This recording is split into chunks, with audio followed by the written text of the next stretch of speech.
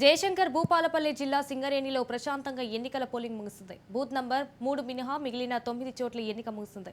మధ్యాహ్నం 4 గంటల వరకు కొనసాగిన పోలింగ్లో 94.7% ఓటర్లు తమ ఓటు హక్కును వినియోగించుకున్నారు. కౌంటింగ్ కోసం 5 టేబుల్స్ ఏర్పాటు చేసి 2 రౌండ్లలో కౌంటింగ్ పూర్తి అయ్యేలా తగు చర్యలు చేపడుతున్నారు. దీనిపై మరింత సమాచారం మా వరంగల్ కరెస్పాండెంట్ సతీష్ అందిస్తారు. బొగ్గుగని కార్మికుల గుర్తింపు సంఘం ఎన్నికలు ఈరోజు ప్రశాంతంగా ముగిశాయి. ఈరోజు ఉదయం 7 గంటలకు ప్రారంభమైనటువంటి ఎన్నికలు 5 గంటల వరకు కూడా కొనసాగినటువంటి పరిస్థితి. మొత్తానికి భూపాలపల్లి ఏరియాలో ఉన్నటువంటి 5,400 మంది 10 ఓటర్ల లోపల 5,000కు పైగా ఓటర్లు తమ ఓటు హక్కును వినియోగించుకున్నారు. 93%కి పైగా ఓటింగ్ కూడా పోలైనటువంటి పరిస్థితి కనబడుతుంది. మొత్తానికైతే సింగరేణి వ్యాప్తంగా జరుగుతున్నటువంటి ఎన్నికల్లో భాగంగా గుర్తింపు ఎన్నికల్లో భాగంగా 3 సంవత్సరాల కాలం తర్వాత ఎన్నికలు నిర్వహించారు. ఎట్టకేలకు నిర్వహించినటువంటి ఎన్నికల్లో ప్రశాంతంగా పోలింగ్ అయితే ముగిసింది. మనతో ఎవరి ధీమాను వాళ్ళు వ్యక్తం చేస్తున్నటువంటి పరిస్థితి. మనతో ఏఐటీసీకి సంబంధించినటువంటి ఐఎన్టీసీకి సంబంధించినటువంటి నాయకులు ఉన్నారు. వాళ్ళతో మాట్లాడించే ప్రయత్నం చేద్దాం. చెప్పండి, ఎలా ఉంది ఎన్నికల సరళి, ఎలా జరిగింది? ఎన్నికల సైజులో కాంగ్రెస్ మొత్తం ఐఎన్టీసీ రావాలని కోరుకున్నది. మార్పు వస్తుంది. ప్రజలలో వీళ్ళు పెట్టే హింసలు భరించలేకనే మార్పు కోరుకున్నది. మన గవర్నమెంట్ కూడా 6 హామీలు ఇద్దాలని ఒప్పుకున్నది. మనతోటి 6 హామీలు ఒప్పుకోవడానికి మేము సిద్ధం చేసినాం. వీళ్ళు కరోనా నియామకాలు పెట్టుకొని ప్రతి కార్మికుని దగ్గర 5 లక్షల నుంచి 10 లక్షలు దోసుకోవడం, వాళ్ళు పైసలు ఇవ్వకపోతే మీకు ఏ రోగం లేదని చెప్పి పంపడం. కార్మికులకు కూడా 60,000 మందిలో 40,000 వరకు 39,000 వరకు వచ్చింది. అదే కార్మికులు తిరగబాడి మన కార్మికులను ఐఎన్టీసీని గెలిపించడంలో మార్పు కోరుకుంటున్నారు. వాళ్ళు గెలిపించుకున్నారు. 85% మనకు వచ్చేసింది. వాళ్ళకు అనుకున్నట్టుగా మేము 6 హామీలు ఒప్పుకున్నాం. 6 హామీలు ఒప్పుకోవడానికి సిద్ధం చేస్తున్నాం. దాన్ని కూడా సిద్ధం చేస్తున్నాం. మేము సిద్ధం. రైట్, మీరు చెప్పండి, ఎలా జరిగింది సరళి? గెలుపు ఎవరికి వచ్చేటువంటి అవకాశం? బ్రహ్మాండంగా 6 భరోసా పెట్టడం జరిగింది ఐఎన్టీసీ. ఇవాళ కార్మికులు 30 సంవత్సరాల సర్వీస్ చేసినా కానీ ఆయనకు ఉండడానికి ఇల్లు లేక చాలా ఇబ్బంది పడుతున్నారు. అలాంటి సమయం లోపల మన ఐఎన్టీసీ 6 భరోసాలలో 250 రూపాయల గజాన 250 గజాలు ఇవ్వడానికి అదొక అగ్రిమెంటు. 20 లక్షలు ఇల్లు కట్టుకోవడానికి మరి మెడికల్ బోర్డులు కూడా మరి ఎలాంటి లంచాలు లేకుండా మెడికల్ బోర్డు చేయడానికి నిర్ణయించుకోవడం జరిగింది.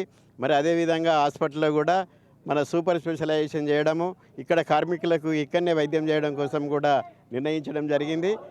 మరి అదేవిధంగా ఈ మహిళలు కూడా మహిళలు డిపెండెంట్ ఎంప్లాయ్మెంట్కి కూడా సర్వీసులు ఇవ్వడానికి కూడా అదొక ఎజెండా పెట్టడం జరిగింది.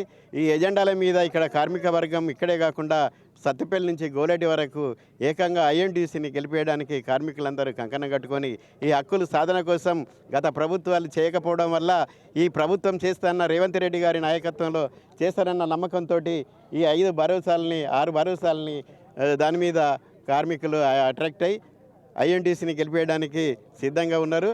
ఆ మార్పు వచ్చింది. దానికోసము వేసిన కార్మికులందరికీ పేరున ఐఎన్టీసీ తరఫున మేము కృతజ్ఞతలు తెలియజేస్తాం. మనతో పాటుగా ఏఐటీసీకి సంబంధించినటువంటి నాయకులు ఉన్నారు. అసలు చెప్పండి, ఎలా ఉండబోతుంది ఫలితం? ఈరోజు సింగరేణి వ్యాప్తంగా సింగరేణి కార్మికులు ఆనందపడుతూ ఉన్నారు. ఎందుకంటే గత 7 సంవత్సరాల నుంచి 4 సంవత్సరాల ముందే కావాల్సిన సింగరేణి ఎలక్షన్లు వీళ్ళు వాయిదాలు వేసుకుంటూ వస్తూ కోర్టుకు వెళ్ళినా కూడా కంపెనీ మేనేజ్మెంట్ యూనియన్ కలిసి లెటర్ పెట్టి వాయిదాలు వేయించడం జరిగింది. టీజీపీ కేసు కానీ తెలంగాణ గవర్నమెంట్ కానీ కొత్తగా వచ్చిన గవర్నమెంట్ కాంగ్రెస్ గవర్నమెంట్ కూడా వాళ్ళు కూడా కోర్టుకు వెళ్ళడం జరిగింది. అయినా దాని హైకోర్టులో కేసు వేసి దాని విజయం సాధించడం జరిగింది.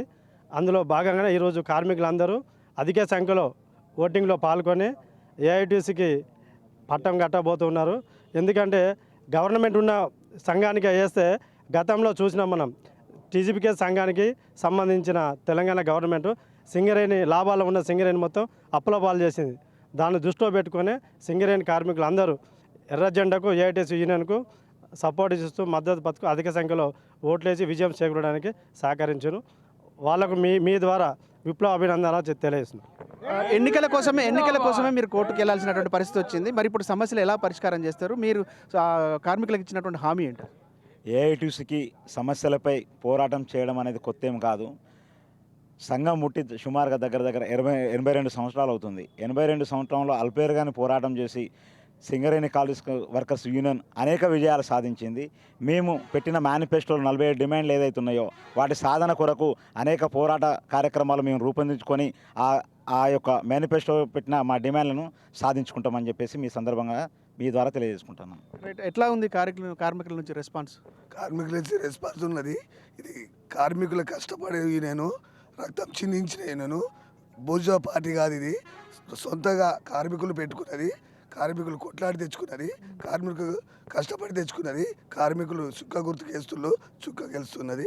కార్మికులకు మేము ఇచ్చినయాన్ని మేము నెరవేరుస్తాం.